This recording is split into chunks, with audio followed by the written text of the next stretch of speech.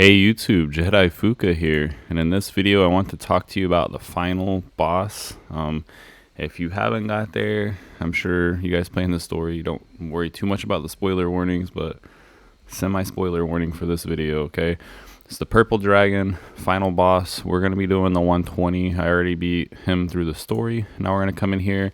I want to kind of explain the mechanics for you guys who haven't done this yet. I already have videos beating this guy that do pretty in-depth guides with nothing but epic and rare champions that explain it. This one I'm just going to use the team I'm using because I don't really have a choice. I can't go level up a ton of epic and rares to do it right now. I don't have the resources, so this is what I got, but I want to be able to explain the mechanics, so let's get into it. For this battle, we're going to do 2 tanks up front, DPS, healer, and another DPS.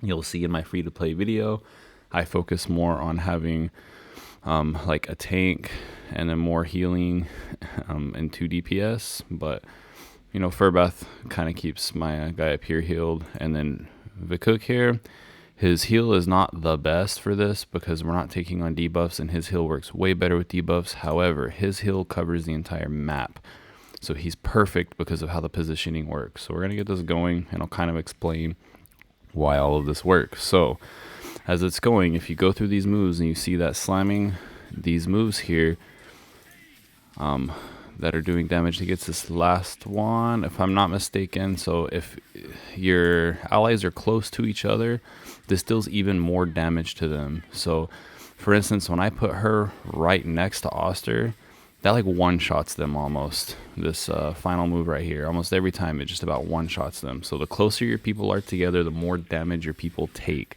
So you want to have a formation where everyone is spread out, which is why you need a healer who can cover each side of the map. So if you're not using Furbath and you're using another healer, you would want like a healer that can hit 2 to 3 people on one side and a healer that can hit the other 2 to 3 on the other side to keep your team healed up.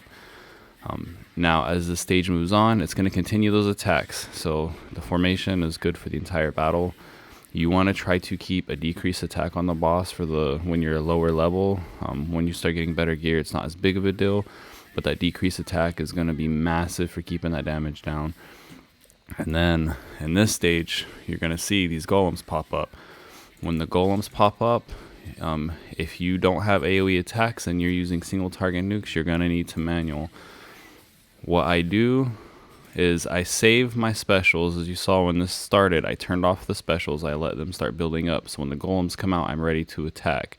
So for those of you who haven't done this boss, this one that has a lightning coming out to it, it will be in a random position. Sometimes he's on this side, but if it has a lightning coming out, this golem is your goal because the boss will not take damage until he's dead because he's given the boss invincibility up here. So you have to take that golem out.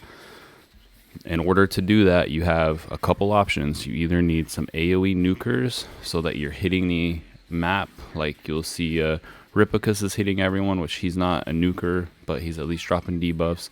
And then Oster is hitting the map, and he's just dominating and killing everyone, and so is Luciana here. She doesn't do a ton of damage, but at least she's hitting everything. As we get close to the next golem popping out, it's usually about those quarter marks. You want to start making sure you're saving specials. Now, if you are using single targets, so in my free-to-play Season 0, the way I beat this was using single target nuking. And what I would do is I would turn off whoever my nuker is, and then whenever the golem comes out, you can just target which golem you need to hit. So you would save your special just like that right there. And then I know this is the golem doing my damage, and I would target him. And then I would wipe out that golem so you can keep doing the damage. The hardest part with this boss is if you don't take out the golems. It's not that they're hard to kill or that it's hard to stay alive. It's that you will start running out of time if you take too long to take them out. In my Season 0, when I was doing all epics and rares, which a lot of you are going to struggle with this, it's going to be a headache. Time is going to be your worst nightmare in this boss because taking out the golems will take a while for the free-to-play stuff. We're going to skip that. You can watch it when you do yours. Now, the final section of this boss is super easy. It's just a cycle. He's going to keep cycling these damage moves. For me, I have never, even on my free-to-play, had to worry about what was going on in here. I just let my team run. If you could beat the first 2, this is actually the easiest part. The only thing that's hard for this stage is if you take a while to beat the golems, you can run out of time on here. So that's the only thing I could say on that. I feel like they gave us more time than they did last season. I'm not 100% on that. I have to go back and look. But I know time was an issue for me on my free-to-play when I kept trying to beat this boss. So for those of you who are trying to figure out champions to use, feel free to go back to my other videos. I have some good options in there. If you have Voresh, he's amazing in this because you're getting heals and you're getting the full map AoE hit. If you have Dane, he's very good because you get the decreased attack and you're getting an AoE hit, so you can set him up for a bit of damage. Your main character on fire is good for this. I will say the first time I beat this, I had Horus tanking, and I had my main character actually on ice, giving an ice shield with Hexandra healing, because I didn't have the healers at that time to do enough healers to keep my team alive, and I had to keep them closer together. So they were taking a lot of damage the first time I beat this, so I used the ice main character to use the ice shields on all my characters and keep them alive. But main things is remember that positioning, keep your team separated because those hits are going to do massive damage. You'll see at the end we lose her, but it's okay, not a big deal. When you do the story mode, he's going to be a lower level for the first one. He only jumps to 120 after you beat the story mode and you're coming back to farm your poems over here. So that's really about it. I wanted to run through it and discuss the mechanics. Like I said, please go back to my other videos if you need more help with this to give you an idea on some characters that will be good in here. Catherine here, I just leveled her up. She's a good healer. You definitely want to book your healers out or scroll your healers out if you're going to be using them to get the extra heals. But on her A2 and her single target, she does give a defense up. That could help your DPS or your tank, depending on who's got the lowest health, help them out a bit. If you're using a tank, Horus is still a good option for a tank in here.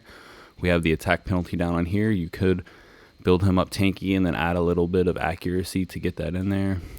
I do suggest if you guys have a chance to get Epic Artifact, get the Crown of the Unclean. This will help your time on the boss a lot because the more damage you do, the faster you take him down, of course. In my free-to-play, Dane here was a big one that I used, which I already mentioned. And really, you have any of these characters who have these nice AoEs, depending on who you built up as DPSs, that can work. Like this guy, I used him before playing around with him last season. Gardas, he's a good support. He's not really good for that battle. I did play around with him in there one time just to do it. If you're using a single target hitter, let's see, we got...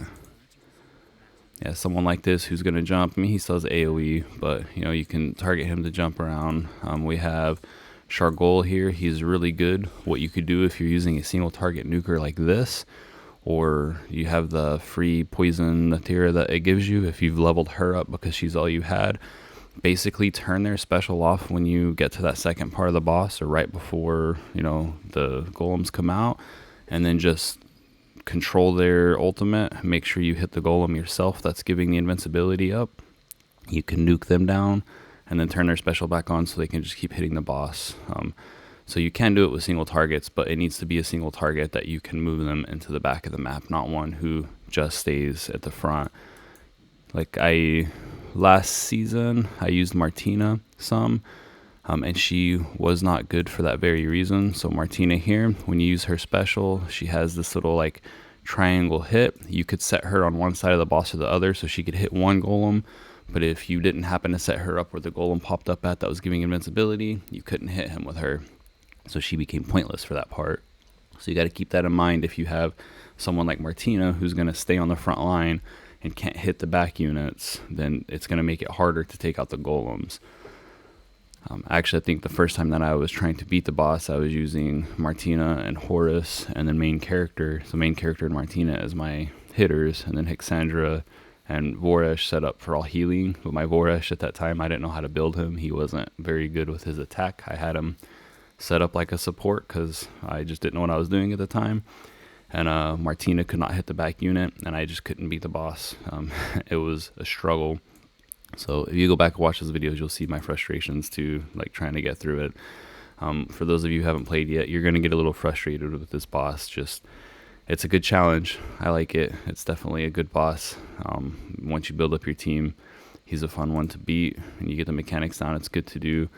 But anyways, guys, I'm going to stop talking now. I just wanted to go over my team, show you what's going on. Remember, you can check the links in the description. Got some stuff going on there, Discord, all that good stuff. My Amazon link, please check it out. That's all I have. I hope y'all have a good day.